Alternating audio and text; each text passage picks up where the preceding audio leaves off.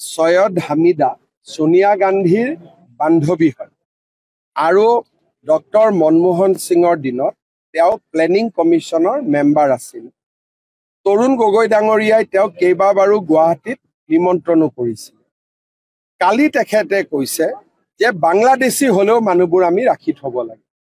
তাৰ মানে এই কংগ্ৰেছ দল, নাগৰিক সমিতি এইবিলাকক যদি আমি বাছি থাকিব দিওঁ, কেতিয়াবা বাংলাদেশী বিলাক অসমত আহিব আৰু অসমীয়া মানুহবিলাক বাংলাদেশ যাব লাগিব।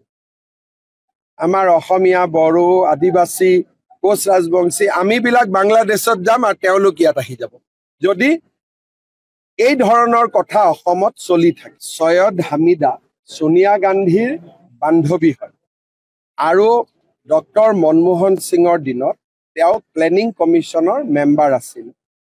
তৰুণ গগৈ ডাঙৰীয়াই তেওঁক কেইবাবাৰো গুৱাহাটীত নিমন্ত্ৰণো কৰিছিল। কালি তেখেতে কৈছে যে বাংলাদেশী হলেও মানুহবোৰ আমি ৰাখি থব লাগে। তাৰ মানে এই কংগ্ৰেছ দল, নাগৰিক সমিতি এইবিলাকক যদি আমি বাছি থাকিব দিওঁ, কেতিয়াবা বাংলাদেশী বিলাক অসমত আহিব আৰু অসমীয়া মানুহবিলাক বাংলাদেশ যাব লাগিব। আমাৰ অসমীয়া, বড়ো, আদিবাসী, কোচ ৰাজবংশী আমিবিলাক বাংলাদেশত যাম আৰু তেওঁলোক ইয়াত আহি যাব যদি এই ধৰণৰ কথা অসমত চলি থাকে। সৈয়দ হামিদা সোনিয়া গান্ধীৰ বান্ধৱী হয় আৰু ডক্টৰ মনমোহন সিঙৰ দিনত তেওঁ প্লেনিং কমিশনৰ মেম্বাৰ আছিল। তৰুণ গগৈ ডাঙৰীয়াই তেওঁক কেইবাবাৰো গুৱাহাটীত নিমন্ত্ৰণো কৰিছিল। কালি তেখেতে কৈছে যে বাংলাদেশী হলেও মানুহবোৰ আমি ৰাখি থব লাগে। তাৰ মানে এই কংগ্ৰেছ দল, নাগৰিক সমিতি এইবিলাকক যদি আমি বাছি থাকিব দিওঁ, কেতিয়াবা বাংলাদেশী বিলাক অসমত আহিব আৰু অসমীয়া মানুহবিলাক বাংলাদেশ যাব লাগিব।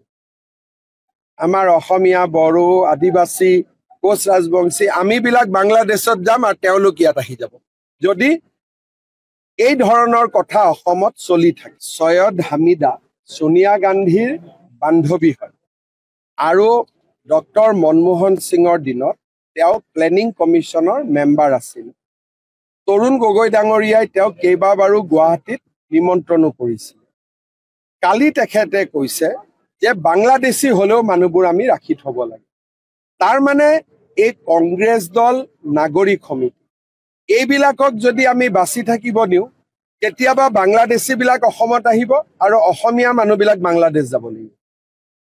আমাৰ অসমীয়া, বড়ো, আদিবাসী, কোচ ৰাজবংশী আমিবিলাক বাংলাদেশত যাম আৰু তেওঁলোক ইয়াত আহি যাব যদি এই ধৰণৰ কথা অসমত চলি থাকে। সৈয়দ হামিদা সোনিয়া গান্ধীৰ বান্ধৱী হয় আৰু ডক্টৰ মনমোহন সিঙৰ দিনত তেওঁ প্লেনিং কমিশনৰ মেম্বাৰ আছিল। তৰুণ গগৈ ডাঙৰীয়াই তেওঁক কেইবাবাৰো গুৱাহাটীত নিমন্ত্ৰণো কৰিছিল। কালি তেখেতে কৈছে যে বাংলাদেশী হলেও মানুহবোৰ আমি ৰাখি থব লাগে। তাৰ মানে এই কংগ্ৰেছ দল, নাগৰিক সমিতি এইবিলাকক যদি আমি বাছি থাকিব দিওঁ, কেতিয়াবা বাংলাদেশী বিলাক অসমত আহিব আৰু অসমীয়া মানুহবিলাক বাংলাদেশ যাব।